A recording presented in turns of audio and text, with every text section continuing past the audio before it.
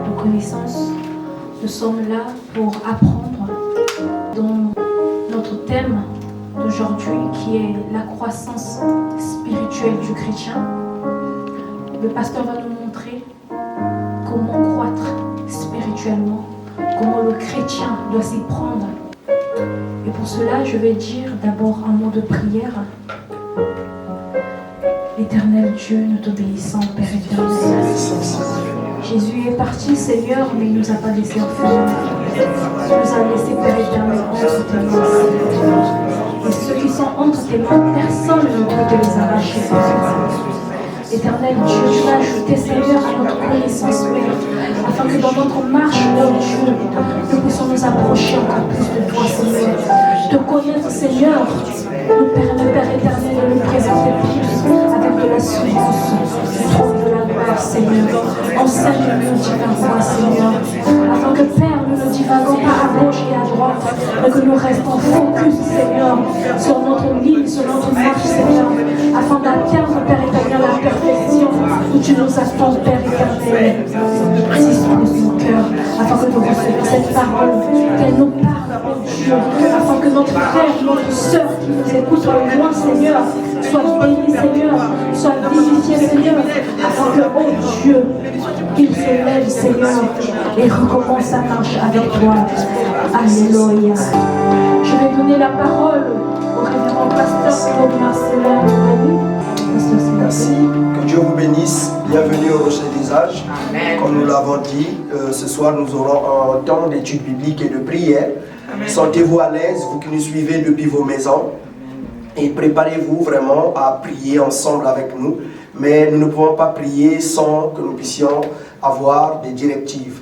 Le Seigneur a dit, eh bien, que vous demandez, vous ne recevez pas parce que vous demandez mal. Donc il faut que nous sachions prier, que nous puissions avoir des sujets de prière et des orientations. Amen. Amen. Donc ce soir, je vais vous parler de la croissance spirituelle. De la même manière qu'un nouveau-né a besoin de nourriture pour grandir, eh bien, sainement, un enfant de Dieu a aussi besoin de quelque chose pour grandir. Donc chaque aspect du développement de notre corps, eh bien, a besoin de quelque chose. La croissance physique exige une alimentation saine. Donc ma taille que j'ai là, pour que j'ai cette taille, il me faut une alimentation saine, de l'exercice physique, du sommeil et un repos aussi.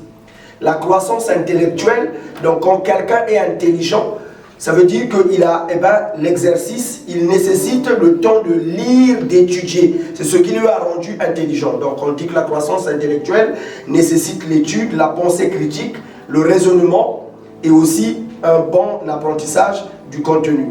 La croissance émotionnelle, par contre, exige des relations saines, un discours sensé et également l'acceptation et l'amour des autres.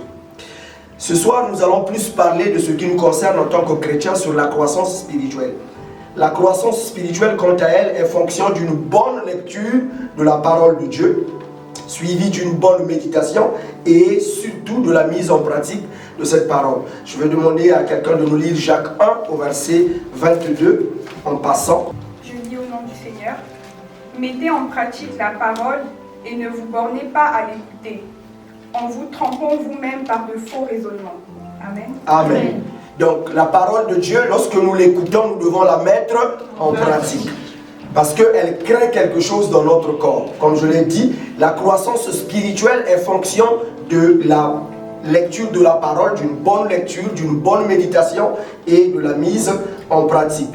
Nous allons lire Job chapitre 8 verset 11. Job 8 verset 11. Le jonc croit-il sans marais? Le roseau croit-il sans humidité? Amen. Amen. Donc on nous pose la question, est-ce que le jonc ou le roseau peut-il croître s'il n'est pas à côté de l'eau? Non. De la même manière donc que le jonc ne peut pas croître sans eau, sans la parole de Dieu, le chrétien ne peut pas grandir dans la foi et être fort en esprit. Amen. Amen. Donc parlons de Jean-Baptiste, l'Écriture nous dit que avant qu'il ne soit adulte, l'enfant s'était retiré et qu'il ne se montrait pas, il était dans le désert. Lisons dans Luc chapitre 1, verset 80. Luc 1, 80. Or, l'enfant croissait et se fortifiait en esprit, et il demeura dans les desserts, jusqu'au jour où il se présenta devant Israël. Voilà. Donc, avant que Jean-Baptiste ne se présente devant le peuple d'Israël, on nous dit quoi? Est-ce que nous pouvons relire? Or, l'enfant croissait oui. Et se fortifiait en esprit. En esprit. Il se fortifiait en esprit. Souvent, les gens ne font pas attention à ça. Les gens grandissent physiquement, mais leur esprit est petit. Ils sont incapables de prier 1 heure, incapables d'entendre Dieu leur parler. Voilà. Parce que ça c'est fonction de notre maturité spirituelle, de notre croissance. Donc, nous continuons. On nous dit quoi? L'enfant croissait, oui. Et se fortifiait en esprit. Oui. Et il demeura dans le désert jusqu'au jour où il se présenta devant Israël. Voilà. Et quand il se présentait devant Israël, vous savez ce que Jean-Baptiste a fait. Il a commencé à prêcher le message de la repentance. Mais avant cela, il fallait qu'il se retire. Il y avait un temps, il fallait qu'il se prépare, qu'il grandisse. Et c'est la parole de Dieu qui le dit qu'il grandissait. On ne nous a pas dit en taille, en esprit. Et il se fortifiait. C'est là qu'il est venu ensuite pour parler. Parlons d'Adam, nous voyons que Adam, au début de son ministère, Adam n'avait pas besoin d'aller pour traverser de l'autre côté de la rive. Il n'avait pas besoin de prendre le bateau. La gloire de Dieu était sur lui. La puissance de Dieu était sur lui. Adam n'avait pas besoin de se déplacer d'un avion pour aller quelque part. La gloire de Dieu était sur lui. C'est pour ça que nous voyons dans ce texte, je vais vous donner quelques éléments, vous allez vous rendre compte. Il n'avait pas besoin de bateau pour traverser des rives. Adam ne pouvait pas se noyer.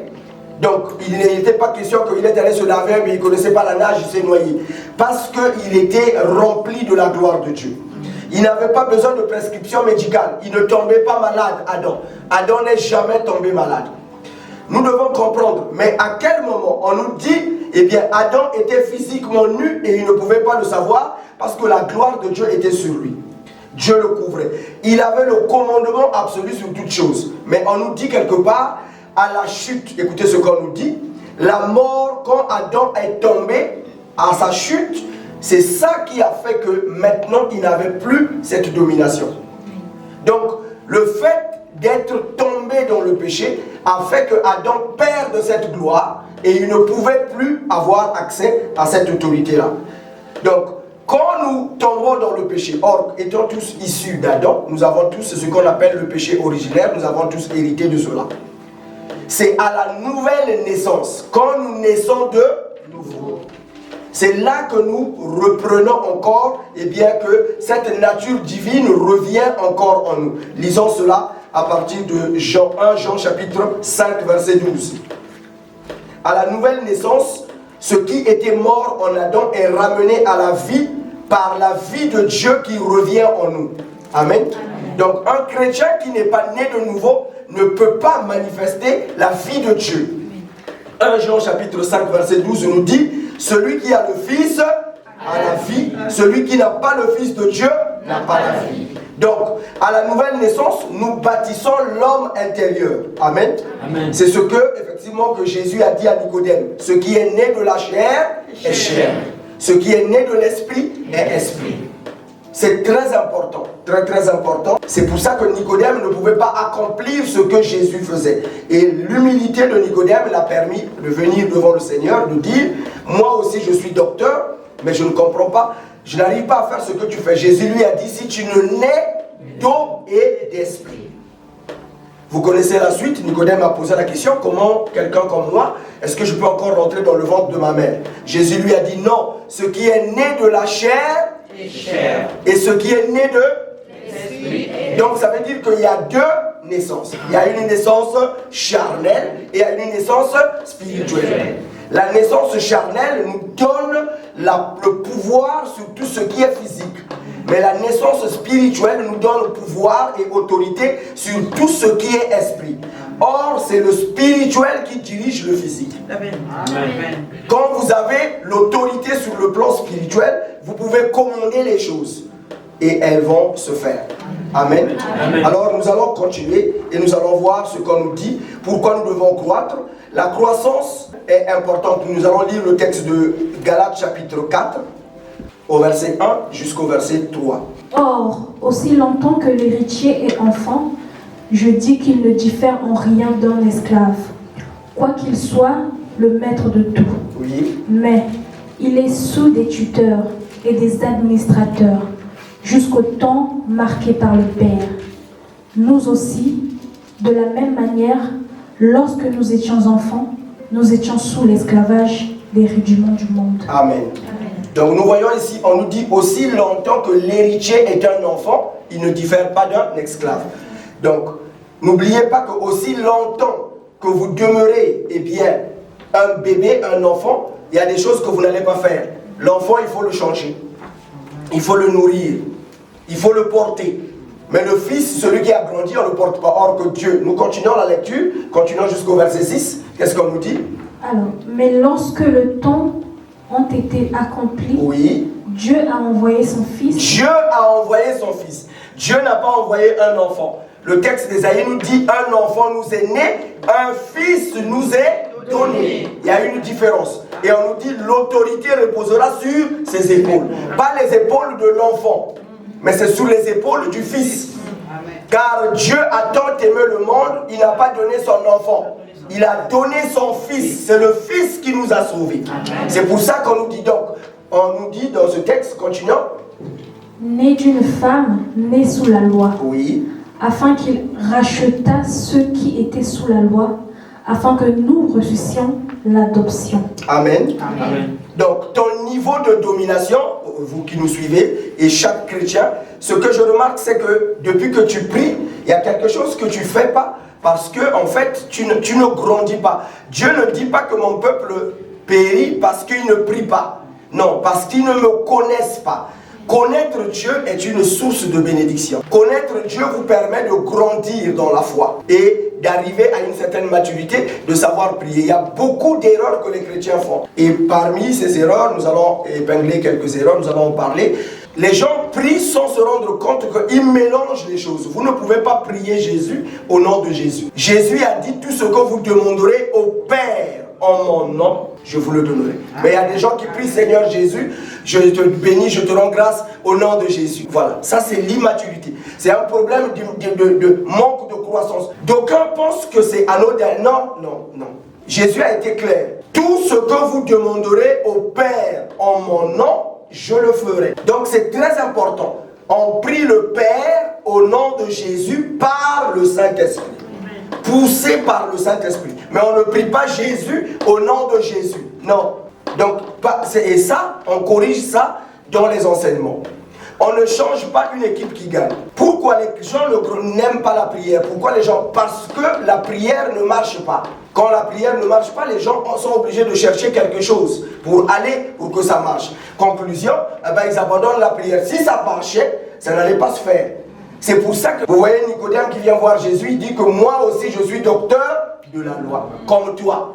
Mais je ne fais pas ce que tu fais. Voilà quelqu'un qui est humble, qui reconnaît ses faiblesses et qui veut apprendre. Et c'est là que Jésus lui dit, il faut que si tu veux faire ce que je fais, il faut que tu naisses de nouveau. Les apôtres ont remarqué que Jésus va chez la belle-mère de Pierre, il lui touche seulement, elle est guérie. Il prie, les choses changent. Ils sont venus, ils ont dit, Seigneur, apprends-nous à prier. Parce que nous, quand on prie, il ne se passe rien.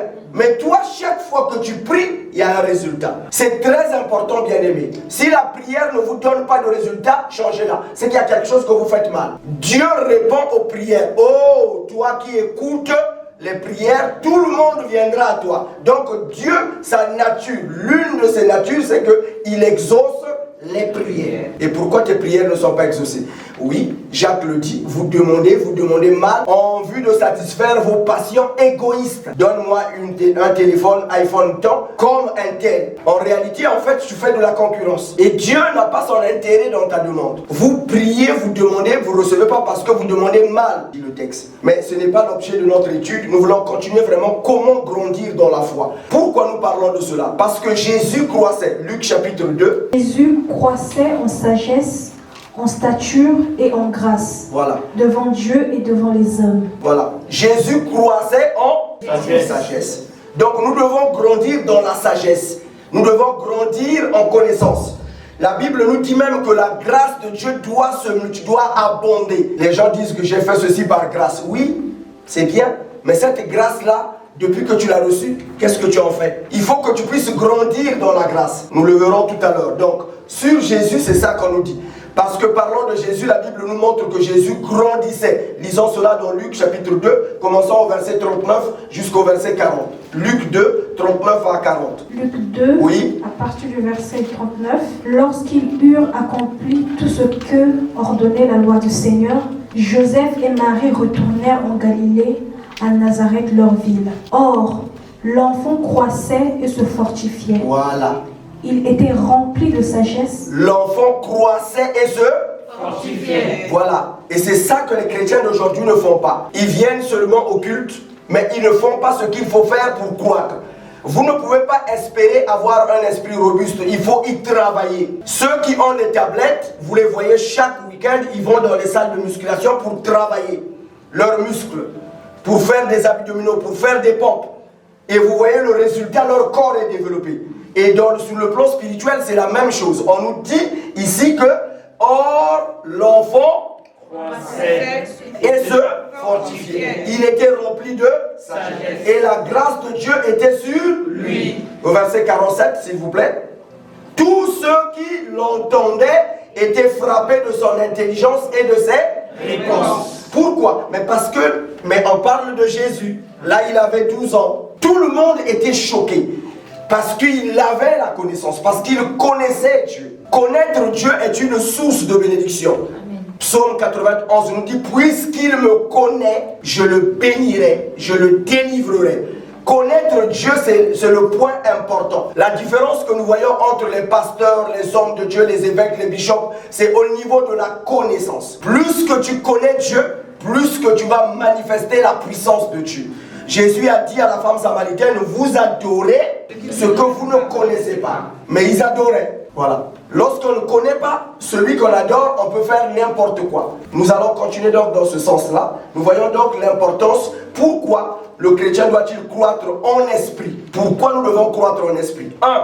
Parce que c'est la volonté de Dieu, notre Père Céleste. Nous l'avons vu dans Galates chapitre 4, versets 1 à 6. La volonté de Dieu est que nous puissions grandir spirituellement jusqu'à atteindre la maturité, à être des fils et non des enfants. Amen. Amen. Ça, c'est la première raison, l'une des premières raisons, parce que c'est la volonté de Dieu, notre Père. Galates chapitre 4, versets 1 à 6. Deuxième raison, parce que Jésus, notre modèle, croissait. Nous l'avons vu tout à l'heure. Il croissait dans 3 domaines. En sagesse, en stature et en grâce. Amen. Amen. Voilà. Devant Dieu et devant les hommes. Donc il n'y a pas seulement que dans la... Non, même devant les hommes, on voyait que l'enfant grandissait. Et spirituellement aussi, il grandissait.